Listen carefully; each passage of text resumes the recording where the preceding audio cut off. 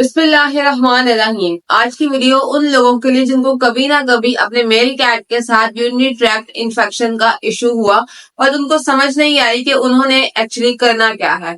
आज की वीडियो में हम बात करेंगे कि मैंने अपने टॉम को जिसको लो यूरिनरी ट्रैक्ट इन्फेक्शन हुआ सडनली, उसको मैंने कैसे मेंटेन किया, उसको मैंने सरवाइव कैसे करवाया, क्या क्या कंडीशंस थी जिसको मैंने ओवरकम किया और उसके बाद फिर वो आज तक एक हेल्दी टॉम की फॉर्म में मेरे साथ मौजूद है। तो आज हम इन डिटेल बात करेंगे, वीडियो को एंड तक देखिएगा। इसमें लो यूरिनरी ट्रैक्ट, सबसे पहले हम देखेंगे कि अपर यूरिनरी ट्रैक्ट और लो यूरिनरी ट्रैक्ट इन्फेक्शन में फर्क क्या है। लो यूरिनरी ट्रैक्ट इन्फेक्शन वो इन्फेक्शन होती है जिसमें कि ब्लैडर इन्वॉल्व होता है या फिर यूरेथ्रा इन्वॉल्व होता है। यूरेथ्रल ब्लॉकेज होती है, यूरेथ्रल श्रिंकेज नहीं। यूरेथ्रा की जो श्रिंकेज है वो एक बिल्कुल सेपरेट टॉपिक है, उसके लिए मैं एक सेपरेट वीडियो बनाऊंगी। आज की वीडियो में हम ब्लैडर में अगर यूरिनरी ब्लॉकेज हो जाए क्रिस्टल फॉर्मेशन की वजह से उस पर बात करेंगे, या जो यूरेथ्रा है उसकी ओपनिंग क्लोज हो जाए क्रिस्टल फॉर्मेशन की वजह से, तो हम इस पे बात करेंगे। अगर अपर यूरिनरी ट्रैक्ट इन्फेक्शन है तो उसके लिए हम ये सब फॉलो नहीं करेंगे।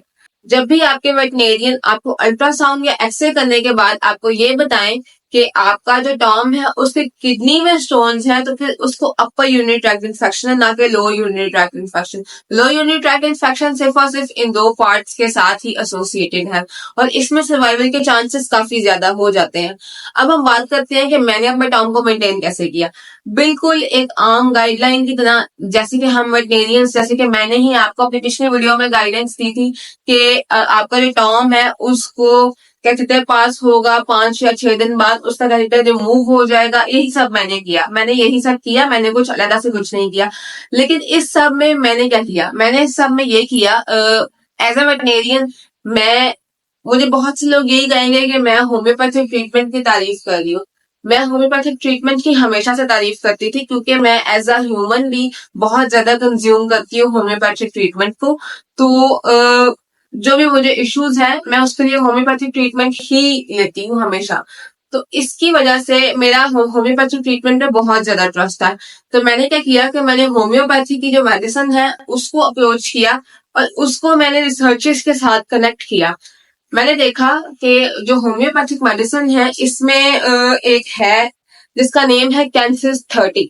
अब अगर हम देखें अकॉर्डिंग टू रिसर्च, जो हमारा यूनिक फूड हम यूज करते हैं उसमें कैंथरिस हर्ब मौजूद है। तो इसका मतलब कि जो ये मेडिसिन है, ये जो ड्रॉप्स हैं, ये एक्चुअली उसी हर्ब से बने हैं और हम लोग समझते हैं कि ये पता नहीं क्या ही चीज है, कोई दूसरी फ्लू है, कोई दूसरी दुनिया की चीज है। ऐसा कुछ नहीं है। आप लोग जब डू एंड डाई की कंडीशन में हो तो होम्योपैथिक को जरूर आप टेस्ट करें, ठीक है। मुझे सबने कहा उस टाइम पे कि आप इसको टेस्ट करो, मैंने बगैर कुछ सोचे समझे मैंने फौरन से इसके बारे में देखा और मैंने जो है ना ये ड्रॉप्स मंगवाए। मेरे हाथ में ये 3 ड्रॉप्स हैं इस टाइम, ये मैंने डिफरेंट डिफरेंट तरीकों से यूज किए। अब मैं आपको बताती हूँ कि मैंने एक्चुअली किया क्या। सबसे पहले जो मेरा टॉम है उसको डे 1 पे सडनली उसको मुझे पता चला कि उसको हो गई है ब्लॉकेज, तो मैंने उसको कैथेटर पास किया। उसके बाद मैंने ये किया कि मैंने उसका यूरिन एनालिसिस किया। यूरिन एनालिसिस जब मैंने किया तो मुझे पता चला कि एक्चुअली इसको क्रिस्टल्स हैं और इसके यूरिन में ब्लड सेल्स भी आ रहे हैं और इसको क्रिस्टल्स हैं। और फिर मैंने उसकी जो रिपोर्ट है वो मैं आज तो नहीं अब शेयर कर सकी क्योंकि मुझे ये बात अब हो चुकी है, पिछले साल की बात, 2023 की बात है। 2023 के अराउंड अक्टूबर की बात है ये, और अभी 2024 का मई, बल्कि नहीं, जून चल रहा है। तो अब इतनी पुरानी बात हो गई है तो मैं इस रिपोर्ट कहीं आगे पीछे हो गया, बट आई विल ट्राई कि मैं आपसे इन फ्यूचर वो शेयर करूं। अच्छा, यूरिन एनालिसिस कराने के बाद मुझे पता चला कि उसकी कंडीशन इतनी खराब नहीं है, अभी वो रिवर्सेबल है। तो मैंने ये तीनों ड्रॉप्स परचेज किए। सबसे पहले एक ये आता है जिसका नाम है कैंसिस 30। ये ड्रॉप, ये जो तीनों ड्रॉप्स हैं ये आपने शुरू के 5 दिन एक साथ देने हैं। उसके बाद इसमें से एक माइनस हो जाएगा, फिर ये 2 रह जाएंगे और आपने फिर इस ट्रीटमेंट को तकरीबन 15 दिन तक करना है। 15 दिन तक करने का ये फायदा होगा कि आपका जो टॉम है उसके जो यूरिनरी क्रिस्टल्स हैं वो रिमूव हो जाएंगे। साथ साथ आपने क्या प्रिकॉशंस लेनी है वो भी मैं आपको बताऊंगी। उसके आपने फीडिंग कैसे मेंटेन करनी है, क्योंकि जो मेरा टॉम है वो बहुत ही चैलेंजिंग था। वो यूनिक फूड बिल्कुल भी नहीं खाता था, तो मेरे लिए वो एक इससे बड़ा चैलेंज था कि मुझे उसको यूनिक फूड, तो वो खाता नहीं है। मैंने उस पे कोई, मुझे याद है 3-4 यूनिक फूड जाया किए थे। कोई एक मैं रॉयल कैन का लेकर आई, एक मैं लेके आई डायमंड का, एक मैं इसके अलावा लेकर आई जो सैरा का। तो मैंने कोई 3 यूनिट फूड उस पर जाया किए। वो करने के बाद मुझे पता चला कि मेरा टॉम तो यूनिट फूड खाएगा नहीं, अभी भी वो यूनिट फूड नहीं खाता। तो इसलिए मुझे उसकी जो हेल्थ कंडीशन है उसको मेंटेन रखना पड़ता है। तो अब मैंने उसे कैसे मेंटेन किया, मैं आपको ये बताती हूँ। सबसे पहले ये जो ड्रॉप्स हैं, एक सेकेंड, इसके आपने ना, ये देखिए मैं आपको शायद दिखा सकूं, ये जो ये निशान है यहाँ तक आपने इसमें, ये जो व्हाइट वाला पार्ट है इसका लोअर पोर्शन, यहाँ तक आपने पानी लेना है। ठीक है, तीनों ढक्कनों में आपने यहाँ तक पानी ले लेना। उसके बाद 3 ड्रॉप्स, इसका नाम है कैंसिस 30, इसके। उसके अलावा ये है स्टेफिसिगेरिया 30, इसके आपने 3 ड्रॉप्स। और 3 ड्रॉप्स आपने डालने हैं प्लस्टीला नेग्रिकन्स, इसके। ठीक है, ये तीनों ड्रॉप्स आपने, 3 ड्रॉप्स एक ढक्कन में, 3 ड्रॉप्स दूसरे ढक्कन में, 3 ड्रॉप्स तीसरे ढक्कन में, मतलब हम लोगों ने तीनों ड्रॉप्स ही अलग अलग हमने तैयार कर लिया। अब आपने क्या करना है, अपने टॉम को सिरिंज से ये ड्रॉप्स इसी तरह से एक सुबह और एक शाम, एक सुबह और एक शाम पिलाने। ठीक है, ये आपने करना है शुरू के 5 दिन। शुरू के 5 दिन आपने इस तरह से करना है। अब होता क्या है कि जब हमारे टॉन्ग को कंसीडर पास होता है तो स्ट्रेस के चांसेस बढ़ जाते हैं। तो इसमें से जो एक ये है जिसका नाम एस से शुरू हो रहा है, स्टेफिसिगेरिया 30, ये एक्चुअली एंटी स्ट्रेस है। तो आपने इसको बार बार यूज नहीं करना है, जैसे 5 दिन यूज करना है, फिर आपने इसको साइड पे रख देना, जैसे मैंने अभी इसको साइड पे रख दिया। ठीक है, अब मेरे पास सिर्फ ये 2 रह गए। आपका टॉम किसी हद तक ठीक हो जाएगा, आपको लगेगा कि ये बिल्कुल ठीक है। तो आपने क्या करना है कि आपने ये वाले ड्रॉप्स ना कंटिन्यू रखने हैं। ये करेंगे कि उसके जो क्रिस्टल्स हैं उसको छोटे छोटे पार्ट्स में उसको ब्रेक करेंगे और फिर उसको रिमूव करने में हेल्प करेंगे।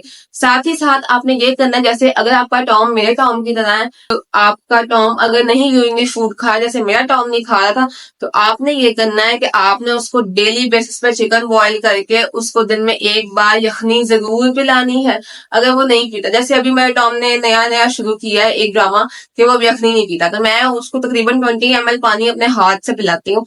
ठीक है, ताकि उसका ये इश्यू है ना, ये खत्म हो जाए। गर्मियां है, उसको आदत नहीं रही यखनी पीने की। मैंने भी ज्यादा जो है ना इतना नहीं ध्यान किया, पर मैंने अभी 2 दिन पहले देखा तो उसकी तबीयत ना दोबारा से खराब हो रही है। उसने बहुत थोड़ा थोड़ा यूरिन पास किया, वो भी 3 एपिसोड्स में। तो मैंने कहा इससे पहले कि ये ज्यादा बीमार हो, मैंने उसको 20 ml वैसे ही पानी पिला दिया। आज से वो बिल्कुल ओके है, ये वाकया कल का है। खैर, तो तभी मेरे ज़हन में आया कि ये कितना सीरियस इशू है, क्योंकि बहुत से कैट ओनर्स को पेश आता है और मैं इस पे बिल्कुल भी काम नहीं कर रही। तो मैंने फिर इस पे सोचा कि मुझे इस पर एक कंप्लीट डिटेल वीडियो बनानी चाहिए। 15 दिन ये गुजरने के बाद मैं साथ साथ रिसर्च कर रही थी कि मैं इस टॉम को सरवाइव कैसे करवा सकती हूँ, इसको मैं मेंटेन कैसे रख सकती हूँ, इसकी हेल्थ कंडीशन। तो मैंने देखा कि जो विटामिन सी है इसका बहुत बड़ा रोल है इसको मेंटेन करवाने में, इसकी जो यूरिनरी हेल्थ है। इसके अलावा विटामिन सी का जो सोर्स है वो मैंने ऐसे ही रैंडम विटामिन सी नहीं ले लेना, उसका जो सोर्स है वो है क्रैनबेरी। क्रैनबेरी एक फ्रूट है जो कि पाकिस्तान में नहीं मिलता। ठीक है, तो मैंने बहुत सोचा कि मैं इसका क्या करूं। फिर मैंने और ज्यादा रिसर्चेस की, फिर मैंने रॉयल कैनन की वेबसाइट्स देखी, फिर मैंने कुछ रिसर्च पेपर्स खोले।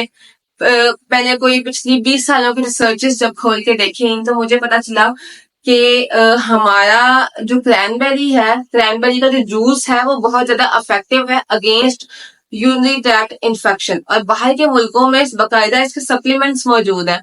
तो मैंने क्या किया, मैंने एक सप्लीमेंट ऑर्डर किया जो कि ह्यूमंस में यूज होता है, ह्यूमंस में, फीमेल्स में ये बहुत ज्यादा यूज होता है। तो मैंने क्या किया, मैंने ना वो जो है ना वो मंगवाया और मैंने बाकायदा डोजेज निकाली अपने टॉम के वेट के अकॉर्डिंगली। ठीक है, उसके लिए इन डिटेल सेपरेट वीडियो बनेगी, वो भी अगर आप लोग कहेंगे। जो मैंने किया उस टाइम, वो मैंने ये किया कि मैंने वो जो सप्लीमेंट था जो कि मैं स्क्रीन आपको स्क्रीन पे दिखा रही हूँ, वो जो सप्लीमेंट था मैंने उसकी रोज के 2 कैप्सूल निकालने, उसको क्रीमी ट्रीट में मिक्स करना, उसको पहले मैंने पीसना, उसको खोल के उसको पीसा और फिर उसको क्रीमी ट्रीट में मिक्स किया और वो मैंने उस अपने टॉम को देने शुरू किया। साथ ही साथ मैंने उसको ड्राई फ्रूट है तो बिल्कुल दूर कर दिया, क्योंकि जो लोअर यूरिनरी ट्रैक्ट इन्फेक्शन है उसमें आप ये कर सकते हैं कि आप पर डे अपना जो टॉम है उसको आप 15 ग्राम चिकन दे सकते हैं। तो मैंने क्या किया, मैंने उसकी इस जो ग्रामेज है उसको मैंने 2 पार्ट्स में डिवाइड किया। एक टाइम पे मैं उसको यखनी साथ में वो चिकन देती थी, शाम में मैं उसको रॉ चिकन देती थी। तो इस तरह उसकी जो हेल्थ है ना वो इम्प्रूव होनी शुरू हो गई। साथ में मैं उसको ये सप्लीमेंट दे रही थी जो कि मैंने अभी भी आपको बताया। तो मैं उसको डेली सुबह मतलब जो है ना उठते ही ना खाने से पहले, सुबह के नाश्ते से पहले मैं उसको वो सप्लीमेंट देती थी जिसको कि वो लिक कर देता था, क्योंकि वो मैं क्रीमी चीज में मिक्स कर देती तो वो कर लेता था। तो इस तरह से उसकी एक जर्नी स्टार्ट हुई। फिर आहिस्ता आहिस्ता मैंने उसका जो सप्लीमेंट था, पहले वो 2 कैप्सूल था, फिर मैंने उसको ऑलमोस्ट 1.5 पे काफी देर रखा, फिर मैंने उसको 1 कैप्सूल पे किया। अब मैंने उसको बगैर किसी सप्लीमेंट किया, बट अगर उसकी कंडीशन अभी भी ज्यादा खराब होती है तो मैं उसको दोबारा सप्लीमेंट पे ले आऊंगी, क्योंकि विटामिन सी का बहुत ज्यादा रोल है कैट्स की यूरिनरी हेल्थ में। इस बात का पाकिस्तान में बहुत कम लोगों को पता है। एक बहुत ही अच्छे वेटनेरियन है जो कि बकायदा एक सिरप रिकमेंड करते हैं, जो कि एक विटामिन सी का बहुत अच्छा सोर्स है। उनकी वो जो बैक स्टोरी है वो बेसिकली यही है कि जो रिसर्चेस है उसके अकॉर्डिंगली विटामिन सी रिक्वायर्ड है। तो मैंने क्या किया, मैंने बस बात ही खत्म की। मैंने जो था सप्लीमेंट मैंने वो मंगवाया और मैंने उसको वो देना स्टार्ट किया। बाकी मैंने ये किया कि मैंने उसकी हेल्थ कंडीशन को मैनेज किया, उसको मेंटेन किया, उसका वाटर इनटेक मेंटेन किया in the form of chicken stock. रोज उसको यखनी पिलाई ताकि वो ढेर ढेर सारा यूरिन करे। बीमार उसकी ये कंडीशन हो गई थी कि वो बहुत सारा यूरिनेट करता था और उसका लिटर बॉक्स होता था वो मतलब जो है ना बहुत ज्यादा वो लिटर जाया करता था। तो मैंने कहा लिटर जाया करे इट्स ओके, कम से कम उसकी जो हेल्थ कंडीशन है वो डाउन नहीं जानी चाहिए। खैर, मिलते हैं अगली वीडियो में। अगर आपकी अभी भी कोई क्यूरी है तो नीचे कमेंट करिए, हम आपके हर क्वेश्चन का आंसर करेंगे। मिलते हैं अगली वीडियो में, तब तक के लिए चैनल को सब्सक्राइब करें, वीडियो को लाइक करें, वीडियो को शेयर करें। अल्लाह हाफिज।